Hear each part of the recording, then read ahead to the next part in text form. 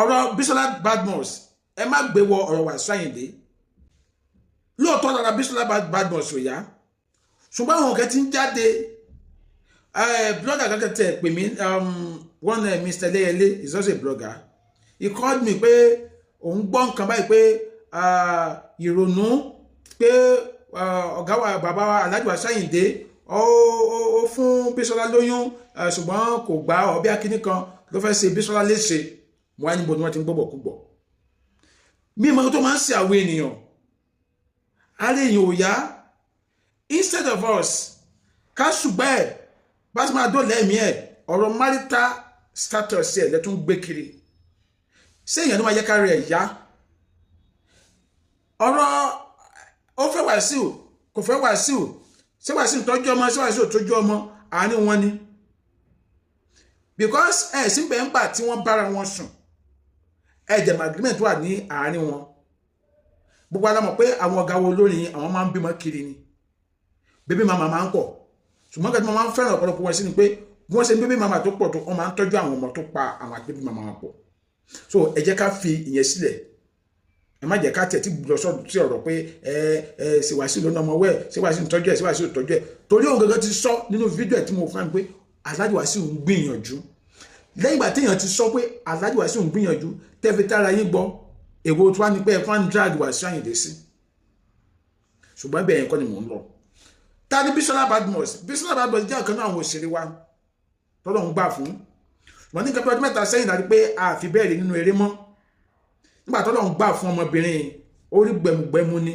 tó yẹ pé mọ́tò mẹ́ta lọ́nà fi dínkẹ́ mọ́tò mẹ́ta young lady tó rẹwà ni nígbà yẹn àwọn ẹ̀nà lẹ́ ń wòye ṣùgbọ́n láti bí ọdún mẹ́ta láti rí pé àfi bẹ́ẹ̀ rí mọ́ kó lè di pé ọmọ ga tó fi lọ prank ẹ̀ dáfiri ní last week tí a fi wá mọ̀ parí òyà kí bọ̀dá Kúnlé Afọ́jú tó wá lọ sí ọ̀dọ̀ náà tó wá tó pẹ̀rẹ̀pẹ̀rẹ̀ ṣùgbọ́n ó wá padà ṣàlàyé irú àìsàn tó ń ṣe lórí Punch newspaper àìsàn tó ń ṣe ó ní ṣe pẹ̀lú ọpọlọ ẹsẹ̀ kìnnìkan ni mi fẹ́ sọ lórí social media àìsàn yẹn àwọn tó máa ń fà pọ̀ òun ló ń ṣe wá padà máa ń lead sí kíni tó mi lè máa sọ lórí social media lórí Facebook ó ṣáà ní í ṣe pẹ̀lú pé apá kan ọpọlọ èèyàn ó ti wà affected sa kí sáà àwọn ọpọlọ mi sọ kí sáà àwọn ọpọlọ so ó ní àìsàn tó ń ṣe ẹni tó bá dẹ̀ tí wájà sí bẹ́yẹn ẹni ò ní máa rántí nǹkan ọmọ àgbàgbé nǹkan ẹni ẹ máa ní mood swing ẹ̀yà tó pé ó lè kàn jókòó báyìí kó ti wà kárí léwe kò kì í sí ó tún yàtọ̀ pé èèyàn ronú o ìwé akẹ́tẹ̀dẹ́ lọ síbi nǹkan tó nítumọ̀ lórí bẹ́ẹ̀ lè máa gùn lórí bẹ́ẹ̀ ara lè máa kán lórí bẹ́ẹ̀ kàn lè máa dákẹ́ kó máa wò sùn olùwẹ̀ ní mẹ́jẹ̀ máa gbàgbé nǹkan kò lè gbé nǹkan kan sórí ara àwọn symptoms kí ni ẹ̀ ní ẹ̀ lórí bẹ́ẹ̀ tó wá yá ẹ̀yìn máa ró lórí bẹ́ẹ̀ tó wá yá ojú ẹ̀ máa sú lórí bẹ́ẹ̀ tó wá yá kò ní ẹ̀rìn kò nínú okun ara àwọn symptoms kí ni ẹ̀ ní ẹ̀ ṣùgbọ́n bàtí kí ni ẹ̀ kọ́kọ́ bẹ̀rẹ̀ kò mọ̀ pé nǹkan tó ń ṣe nìyẹn àìsàn náà máa bí àìsàn kéékèèké ló pé lọ́dẹ̀ ń lo oògùn ló panadol ní ìgbò paracetamol lọ́la ó wá ń wọ lára inú pé ìgbà tí kílẹ̀ kọ́ bẹ̀rẹ̀ nìkan bí last 3 years yẹn bọ̀ kílẹ̀ kọ́ bẹ̀rẹ̀ bàbá ẹ̀ ṣaláìsí àbúrò ẹ̀ ṣaláìsí nǹkan yẹn bẹ̀rẹ̀ sí ní pé kàn wá bẹ̀rẹ̀ ni ìyá ẹ̀ tí wá ṣaláìsí bí kílẹ̀ sì wá wọ lára sí ni ẹ̀ ó wá ìgbà tó wá yá tí wọ́n ti ń ṣe test kiri náà ṣe wá ṣe test wọ́n ṣe cost ní 1.something million ní wọ́n sọ pé nǹkan tó ń ṣẹlẹ̀ lé ó dẹ̀ tí wá damage ọpọlọ ẹ̀ kíní yẹn tẹ́lẹ̀ bí disease ni disease yẹn tó bá ti wá ń wọra àwa damage nǹkan dára agbára ó yẹ yín àrùn ní tẹ́lẹ̀ kò tó wá tó bá ti wá ń pẹ́ téèyàn ò tètè mọ̀ tẹ́lẹ̀ wà lóògùn àwa bà nǹkan jẹ́ ní ọpọlọ ẹ̀ ó tó wá bà ọpọlọ ẹ̀ jẹ́ gbìyànjú bí àwọn Yorùbá yẹn yé yín àgbà yẹn ló ti wá wọ̀ according to her oògùn tó ń lò oṣooṣù oògùn yẹn cost ẹ̀ ní 150,000 lóṣooṣù oògùn yẹn cost ẹ̀ ní 150,000 lóṣooṣù ló dẹ̀ rà nǹkan yẹn ó ti damage nǹkan lọ́pọlọ ẹ̀ so ó máa manage ara ẹni títí tí ó fi máa dàgbà Ọlọ́run tó dẹ̀ máa dògbò oògùn ọgbọ́dọ̀ máa lo oògùn yẹn ṣùgbọ́n tí o bá lówó tó báwo ni ẹ ti máa lè afford 150,000 in every month so nǹkan tó ṣẹlẹ̀ sí Bísọ́lá Badmus ni lóòótọ́ Wasiu Ayinde ló ní ọmọ owó ẹ̀ bébí màmá Wasiu Ayinde ni ṣùgbọ́n kò sọ wípé Wasiu Ayinde ò tọ́jú ó ní Wasiu Ayinde ń gbìyànjú níwà tí àyìndé sọ pé èèyàn gbìyànjú ó tún mọ̀ pé ẹni náà contribute ó dẹ̀ sọ ó náà dúpẹ́ lọ́wọ́ àwọn colleagues ní industry àtàwọn fans lókè òkun ẹ̀yin tẹ́ sọ pé àwọn tíátà òkè rárá wọn lọ́wọ́ ó ní wọ́n gbìyànjú fún wọn ṣùgbọ́n náà kí wá ní ó kọ́ àìsàn yẹn sí lára gangan ibi tí a kíyèsí gangan torí nígbà tí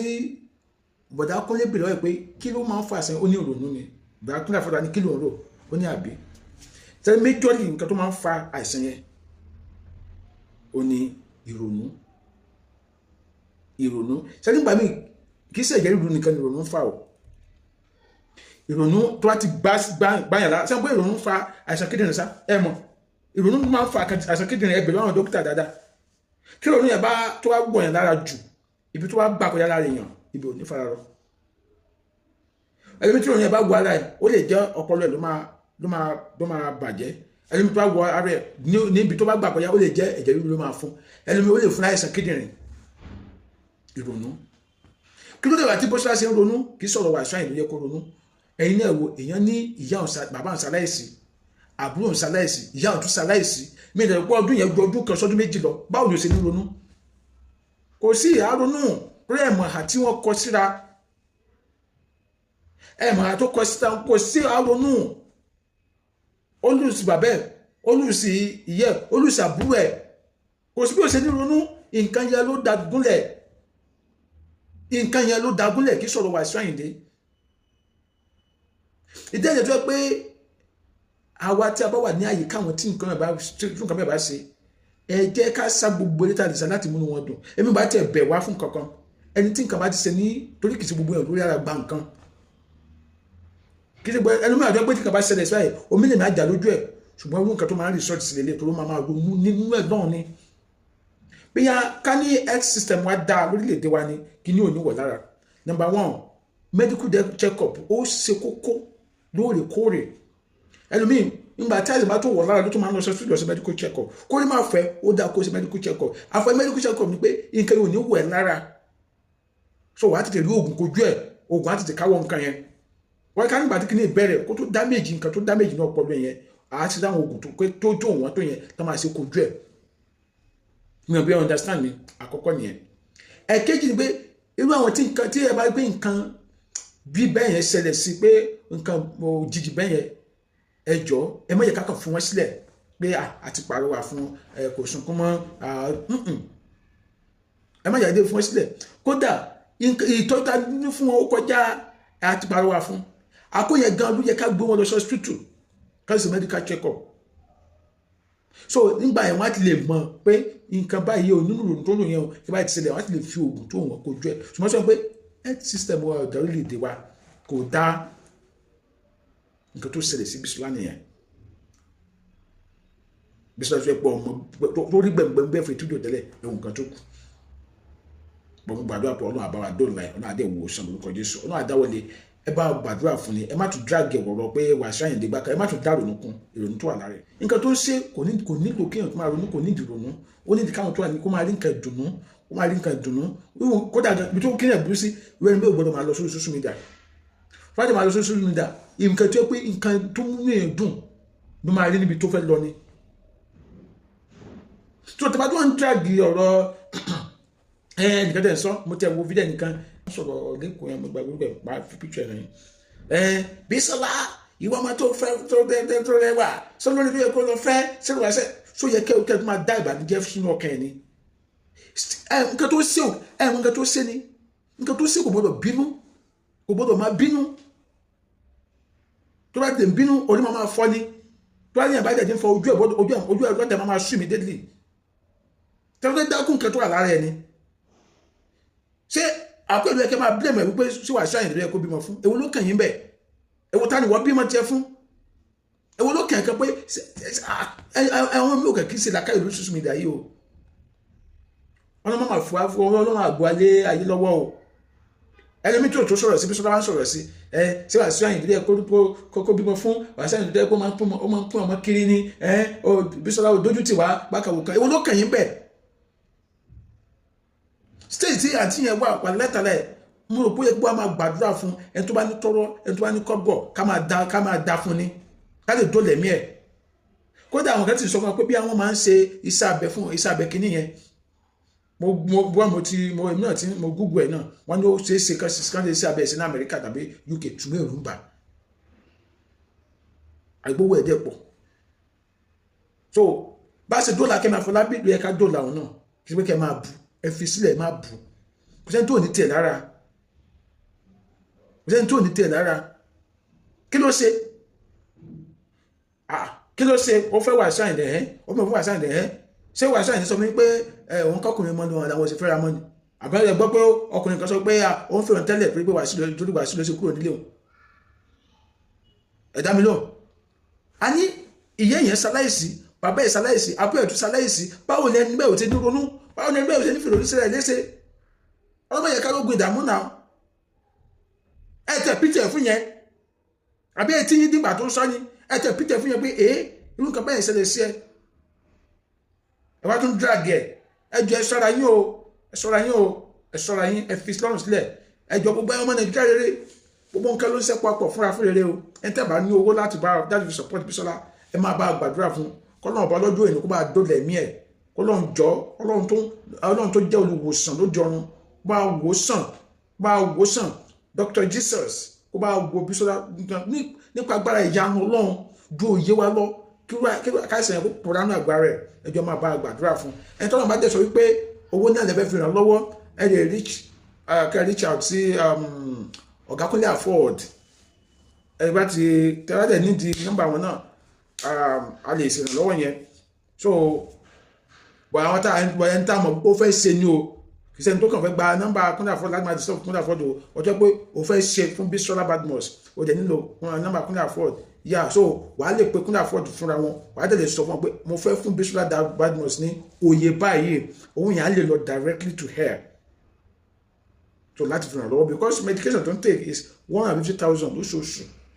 á dẹ̀ jẹun ṣe kìlì bẹ́ẹ̀ and nǹkan tó ń sìn yẹn kò lè ṣe agbára fi lè ṣe tíátà lọ títí mọ́ because ṣe pé iṣẹ́ ìwà yìí iṣẹ́ tẹ gbọ́dọ̀ àgbélùgbé sọ ni ẹ gbọ́dọ̀ gbé script sórí sójà yẹn ìwọ̀n bá ní nǹkan tó gbọ́dọ̀ máa gbé sí orí mọ́ ìwọ̀n bá ní nǹkan tó gbọ́dọ̀ máa gbé sí orí mọ́ so gbogbo nǹkan yẹn bí nǹkan yẹn ṣe bó ṣe jẹ́ nìyẹn so ẹ jẹ́ ká máa ṣàyẹ̀wò ara wa o má yẹ kí nǹkan dẹ̀ mọ́lẹ̀ ṣé àwọn kan máa jẹ́ pé tó bá ti lọ ṣàyẹ̀wò ara rẹ oògùn kékeré sì lè ṣe kojú ẹ̀ orí fífọ́ lásán nǹkan tó ń fọ orí fífọ́ lágbára pọ̀ o tó pé ọ̀tọ̀ nǹkan tó ń ṣèyàn ó kàn lè fi orí fífọ́ sí symptoms o so orí fífọ́ tó bá ti lo paracetamol sí ní ọjọ́ kìíní ọjọ́ kejì ọjọ́ kẹta tó bá ti lọ jọ tètè lọ sí àyẹ̀wò ara rẹ ṣé kò fẹ́ ṣe àyẹ̀wò ara rẹ oògùn tí wọ́n bá ti lo oògùn kékeré fún lọ́jọ́ kìíní ọjọ́ kejì ọjọ́ kẹta tó lọ ẹ lọ sí àyẹ̀wò ọ̀bẹ ó lọ ó tún padà wá bí oṣù kan oṣù méjì tó ń padà wá bẹ́ẹ̀ kẹ́ni mọ̀ pé nǹkan mi ló ń ṣe yín lágbára ẹ lọ sí àyẹ̀wò kó lórí di nǹkan ńlá tọ́wọ́ ò ká mọ́ àlómọ ìsàn advice kan náà fans mi dẹ̀ tún kẹ́ta tún fún àtúnṣe ni pé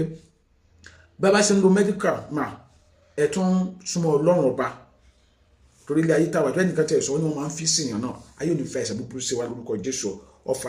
ẹ̀mí ò ní bá wa o ẹni tó bá ń wo kúrò wa ẹni tó máa gba ikú wa lágbára Ọlọ́run ọba Adéọmọdé lórúkọ mi ẹ bá mi share fídíò ẹ má dẹ̀bọ̀ láti subscribe YouTube channel mi Adéọmọdé TV ire ó dàbọ̀.